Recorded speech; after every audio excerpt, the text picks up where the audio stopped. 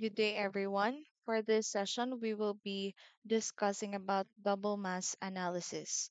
Have you ever wondered how we ensure the accuracy of long-term hydrological records, even when changes in measurement conditions occur?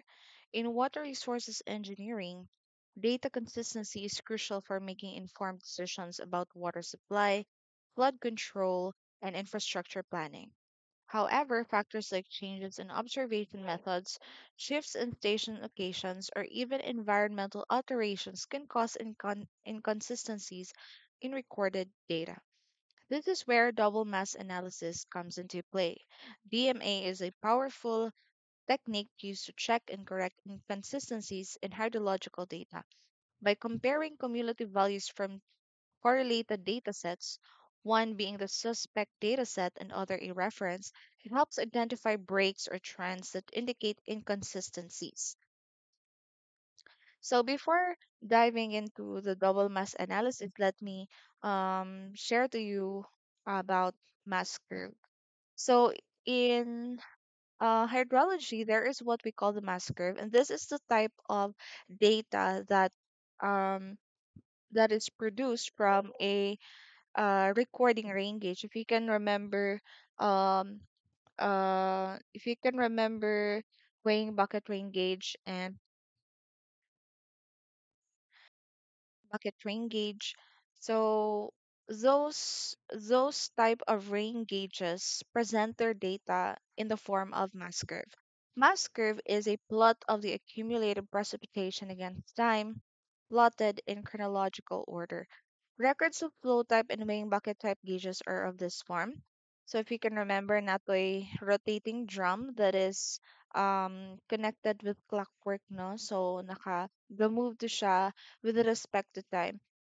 And as that rotating drum moves with respect to time, so once nga mag-accumulate pod ang ato ang rainfall data, so ma-record pod siya dito nga naka-cumulative. So that is why ang ma-form nga data is in the form of a mass curve. So they are very useful in extracting the information on the duration and magnitude of the storm. So I have mentioned before about inconsistency. So we use double mass analysis to check if there is an inconsistency in a certain data set. Inconsistency arises when conditions relevant to the recording of a rain gauge station undergo significant change during the period of record.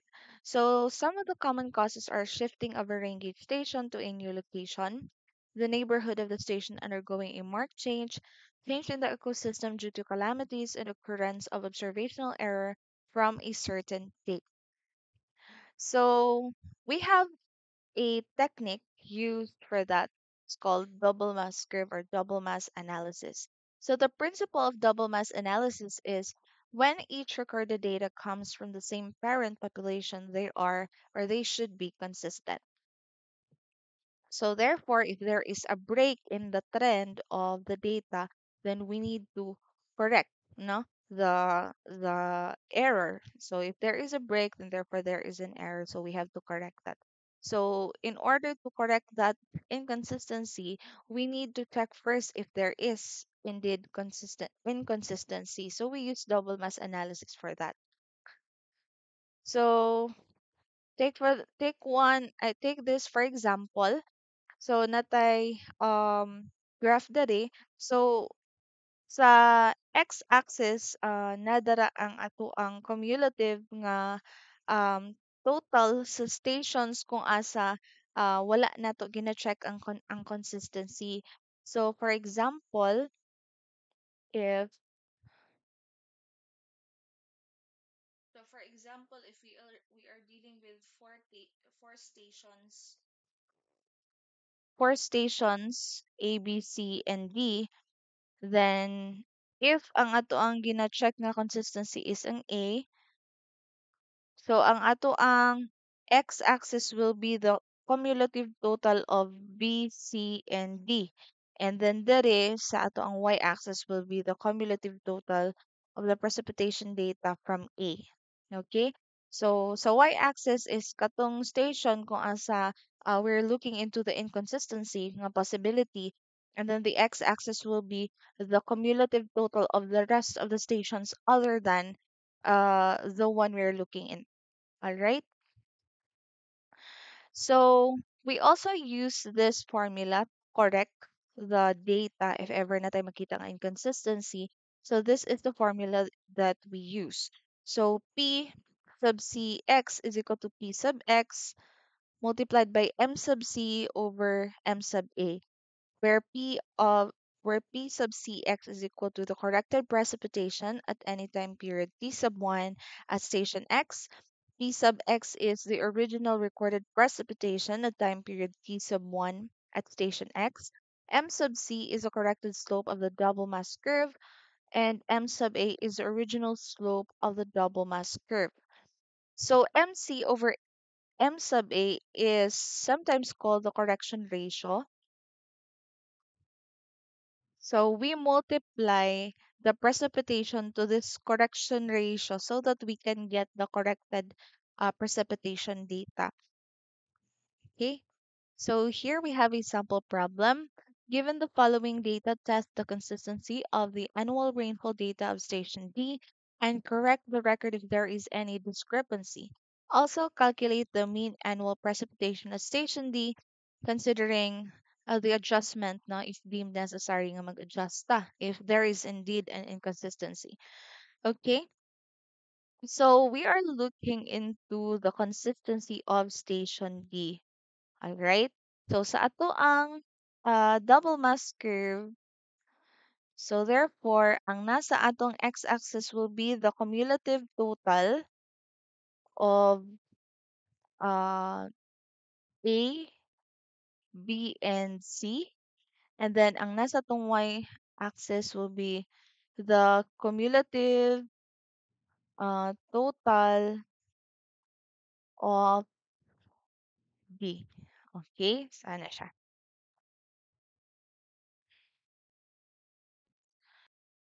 Okay, so para mas madali tanong, I'll just use Excel. So the first step is to write down the year. Um, Mas mayo og from the earliest year to the most recent year.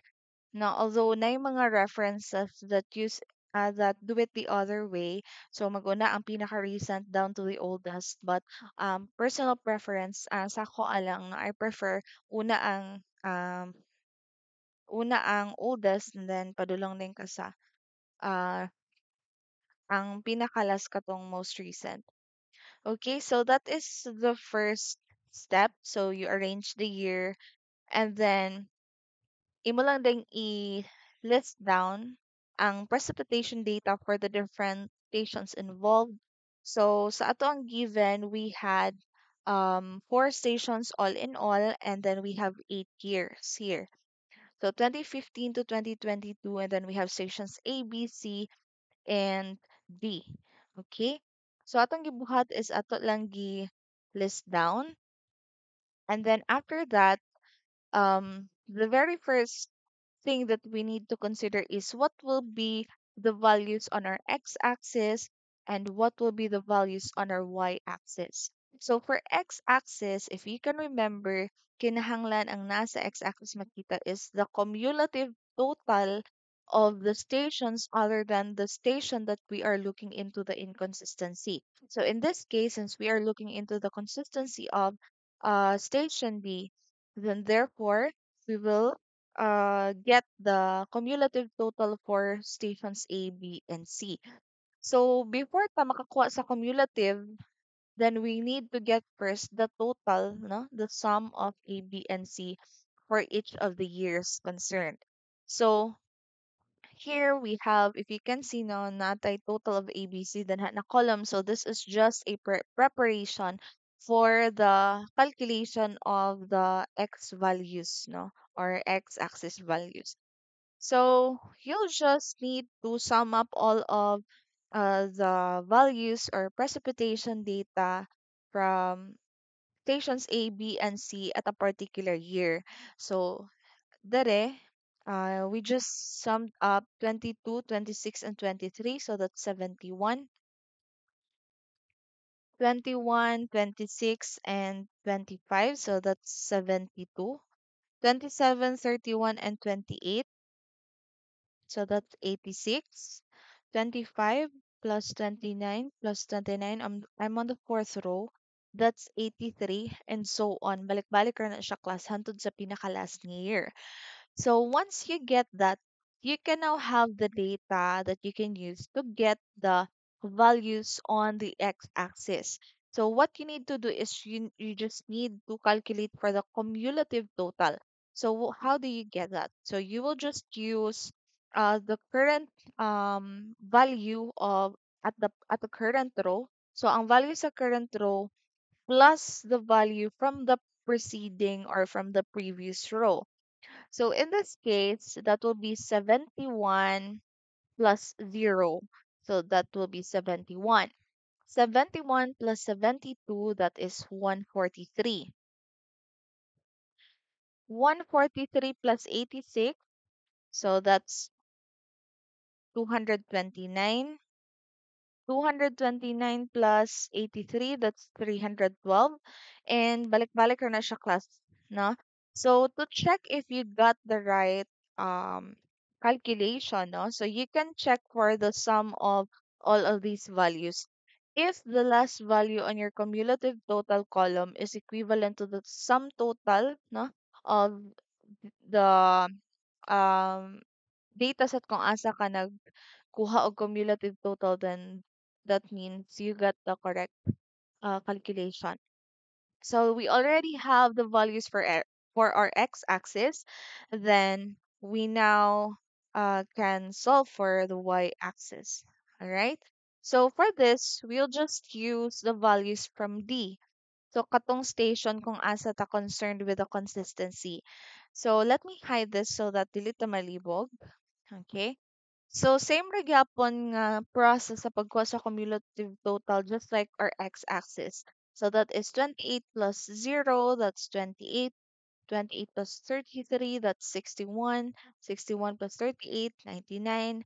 99 plus 31, 130, and so on. So if you sum up all of these, you get 230. And as you can see, the last value on the cumulative total column is also 230. So we got that calculation correct. All right.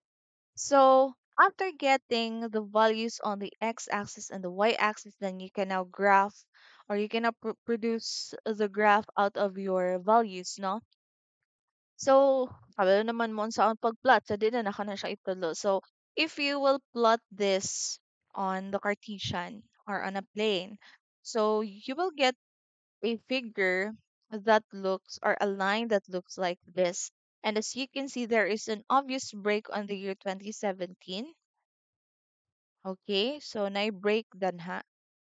Um, if ako siyang i-compress, medyo mas maklaro gid siya. Natay break sa 2017. So, on a practical point of view, dili gid ni siya ingon nga kanang kung dadto lugar na nagyud mo sa kanang uh, field sa hydrology. So, di gid na siya ingon nga straight line gina sa class ha, because data in the real world is it's really not that perfect, no? So what is done on the field is ginagamitan siya regression para makakuha tag best fit line. So this one is we're just assuming no nga nakakuha na tag best fit line. This is just for the sake of discussion.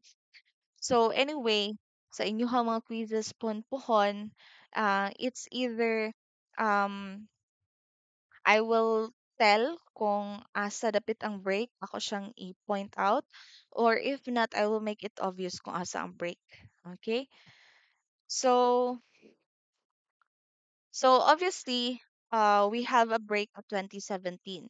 So therefore, we will need to adjust the data from the year 2017 down to the oldest data, which is 2015. So therefore, 2017, 2016, and 2015, um, mo'y atong i-adjust. So asa man nato siya i-adjust? Dadto sa uh dito sa station kung asa ta nag-check sa tong consistency. So therefore, dito sa station B from 2017 kung asa na note ang break padulong sa oldest data that is 2015. So therefore, kaning tulo dari ka values mo'y atong ilisdan or correctionan. So applyan na to siya og correction factor.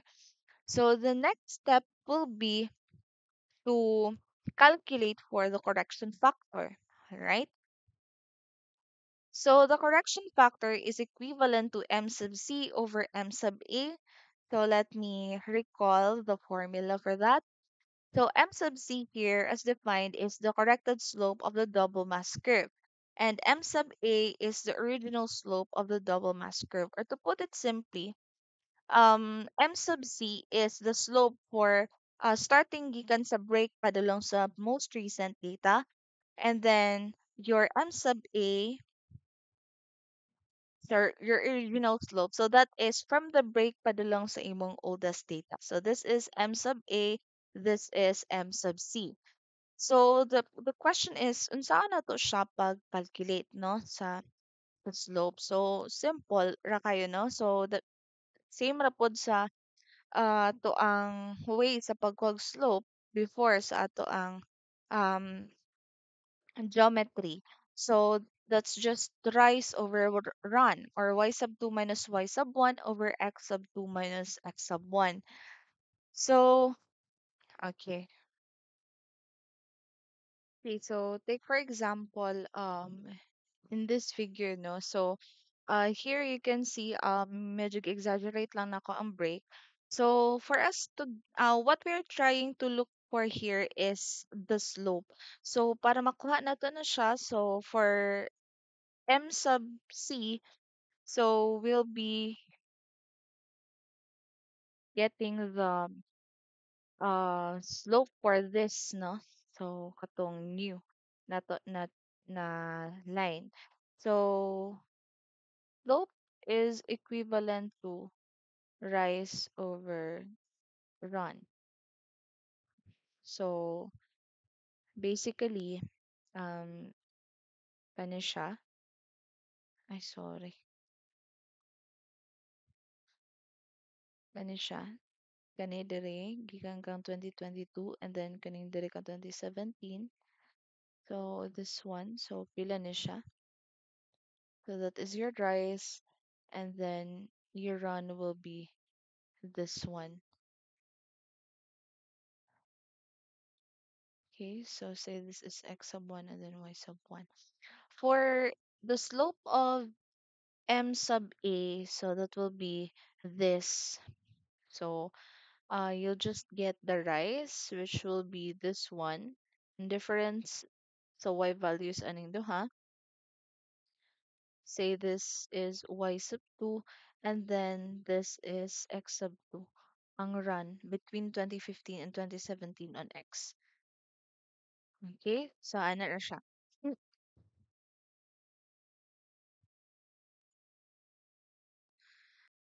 To get m sub c, that will be the slope of the most recent nga line, meaning gikan sa break padulong sa most recent data.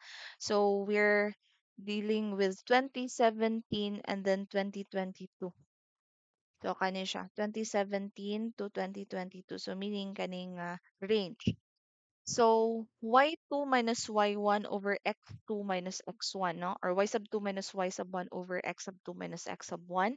So that will be 230 minus 99.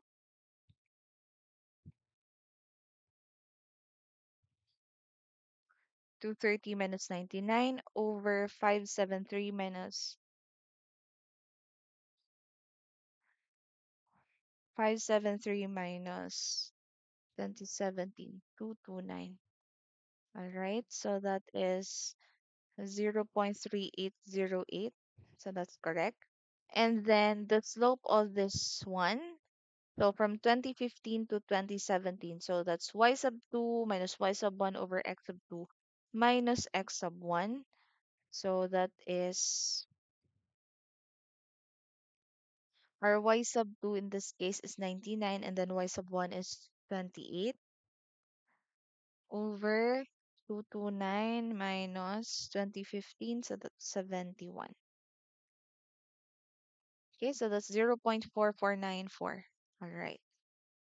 So to get the correction ratio, so you'll just divide m sub c. So this is m sub c, and this is m sub a. So m sub c divided by m sub a, that will be the correction ratio, or 0.8474. So para asa man na siya, mo na atong i-multiply dadto sa data kung asa kinahanglan ta mo correct. Alright? So 28 times correction ratio, 33 times correction ratio, taman sa 38. Okay? So let me hide this.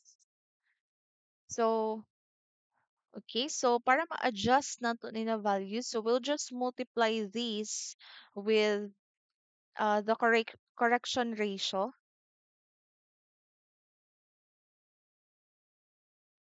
Okay? So 28 times 0.8474, that's 23.73. 33 times 0.8474, that's 27.97. And then 38 times 32.2, so that is, I'm sorry, 38 times 0.8474, so that's 32.20, no? And so, uh, yeah, so dara ra kataman. So since gikan sa break padulong sa oldest data naman ato ang i-correct, so dara ra tataman sa year 2017. So we have already the new adjusted D values. Now how about the rest of the data set, ma'am? So you just copy the old data. So wala tay kinahanglan i-change ana. Okay, so we already have the adjusted values of D. So therefore, we now have a new curve.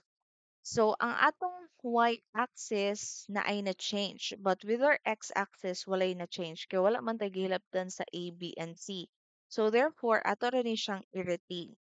So um our concern now is what is the new y-axis since na may na-adjust sa D.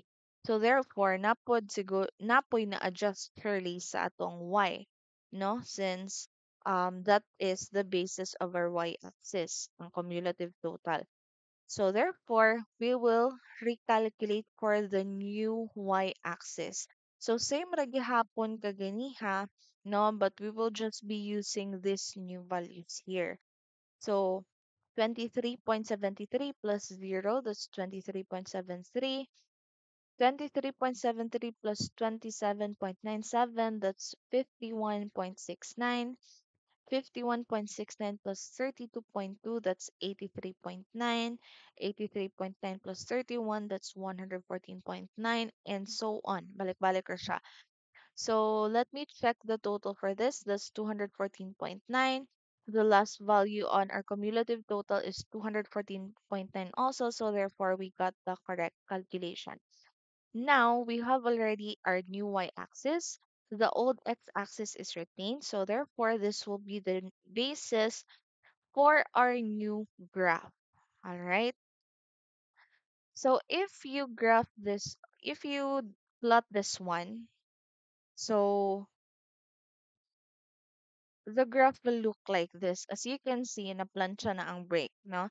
So, ingani ang gist or concept, no, sa tawag gani, um, double mass analysis. Okay? So, if we look into the problem, na-solve na nato ang consistency. So, na-check na nato. So, the answer for this is, dili siya consistent, no? So, na-break at the year 2017. And we also already corrected the record right from the break padulong sa oldest na data sa station D. And then, the last requirement of the problem is to calculate for the mean annual precipitation. Now, this is very simple. So, you will just refer to the corrected case. Tubutang man diri na. You will consider the adjustment, no?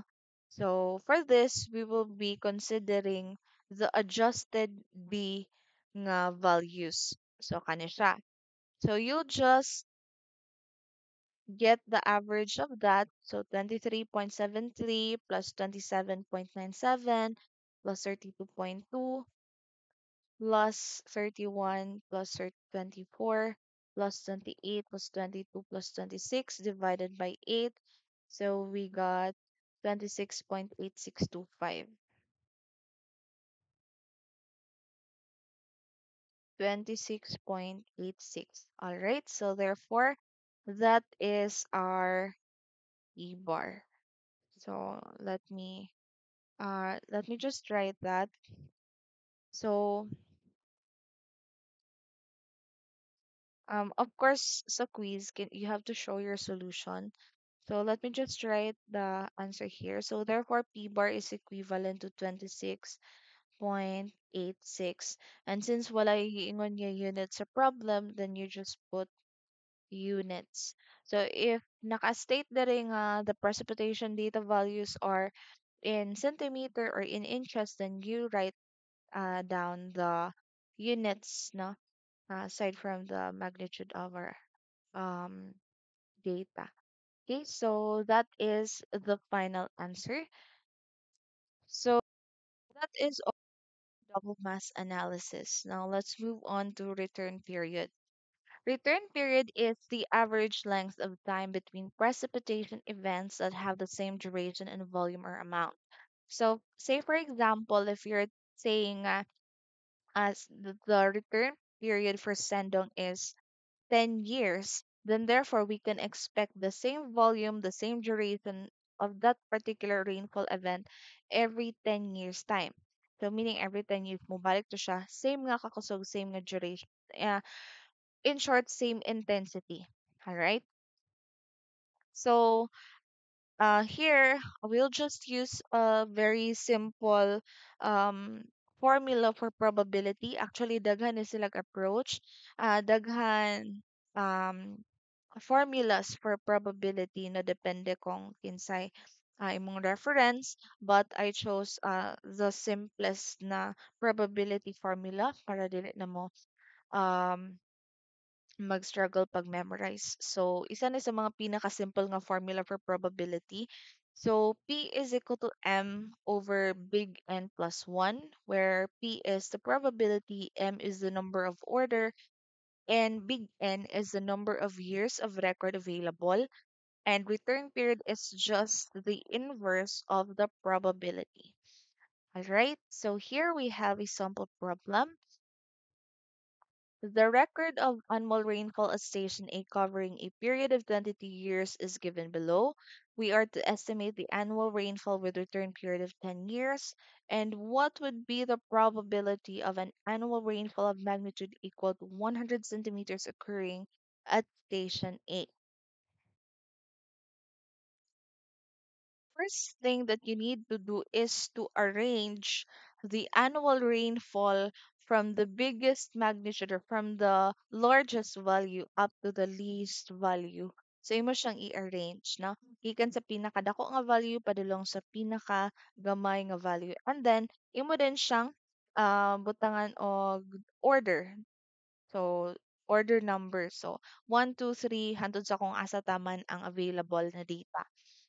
All right. So to get the probability, we'll just use m over n plus 1. So in this case, so na number naman na tong order, di ba? So m is just simply the order number of the data. So 1, 2, 3, taman kung unsa kalagan imong data. So for example, this row, so we'll get the probability by dividing the order number, which is 1 in this row, no? 1 over n. Big N is the number of available data. So that will be 22 plus 1. So that's 23, no? Or 10, na, m over n plus 1. So therefore, the probability for this is 0.043. Okay, so For 2, so 2 over n plus 1, that's 0.087. 3 over 22 plus 1, that is 0.130, and so on. Balik-balik ra siya. So para makuha ninyo ang return period, so you'll just get the inverse of the probability, meaning 1 divided by the probability, then therefore that is your return period. So say for example, on m is equal to 1, 1 divided by 0.043, so that is 23.2558. So I think nag-store ni siya value. Let me check.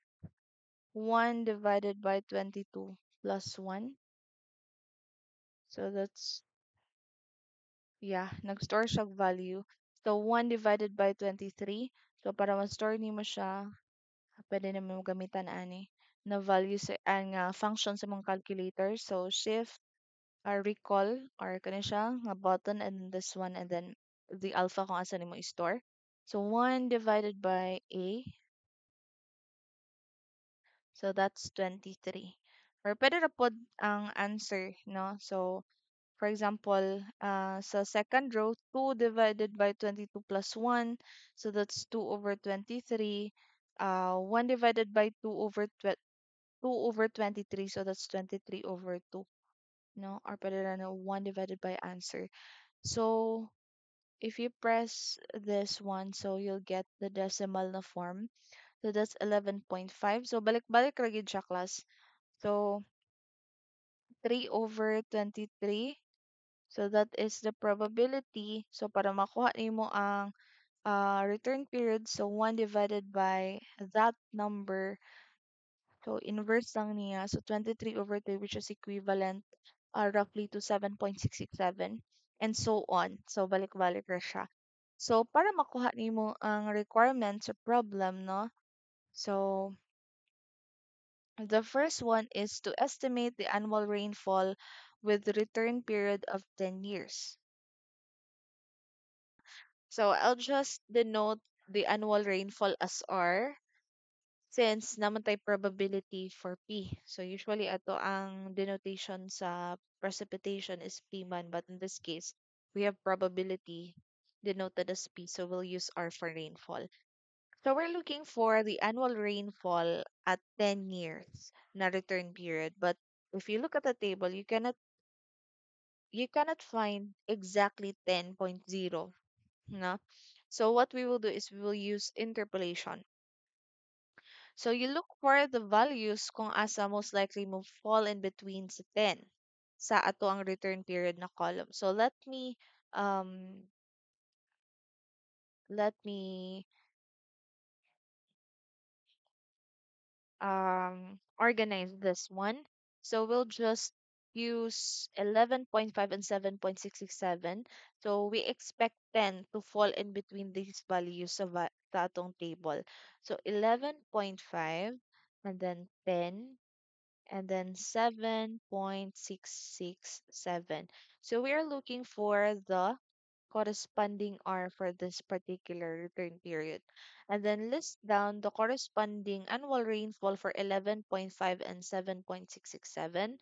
So for 11.5, we have 143.0, and then for 7.667, we have 130.0. And then we'll use the interpolation formula. So 143 minus x over 143 minus 130 is equivalent to 11.5 minus 10 over 11.5 minus 7.667. All right.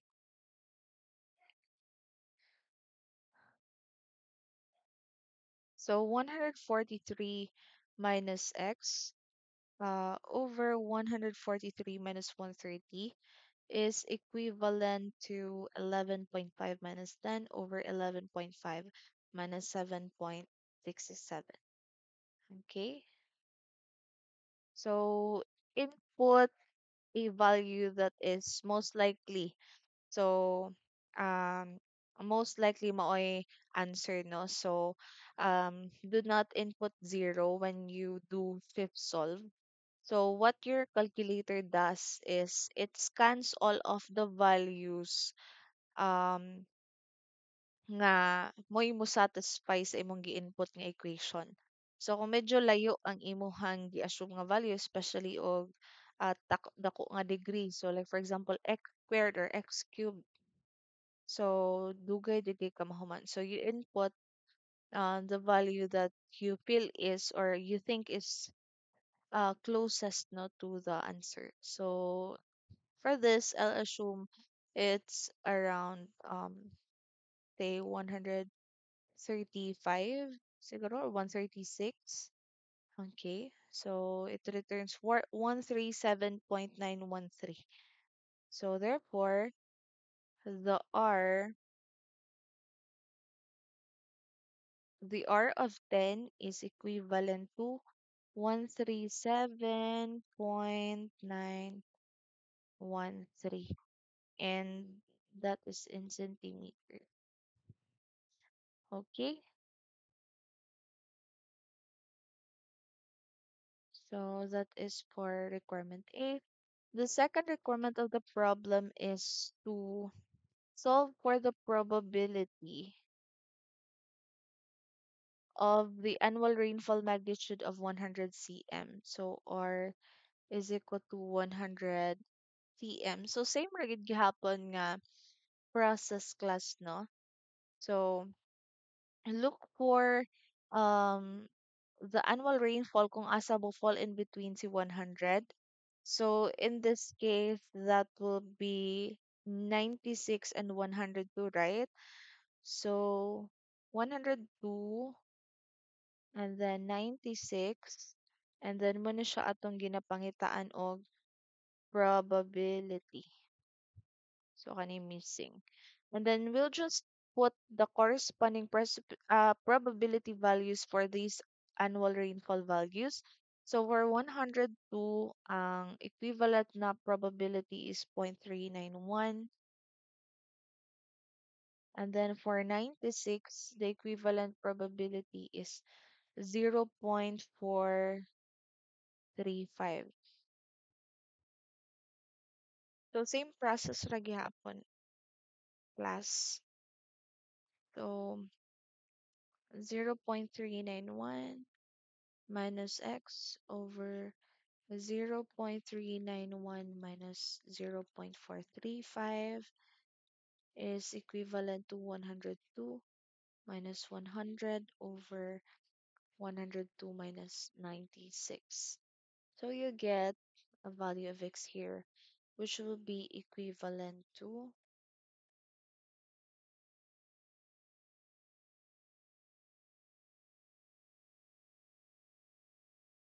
minus x 0.435 equivalent to 102. Okay, shift solve. Matangig most likely nga number, so say point 0.4. Okay, so that's 0.405, 0.405 or 40.57%.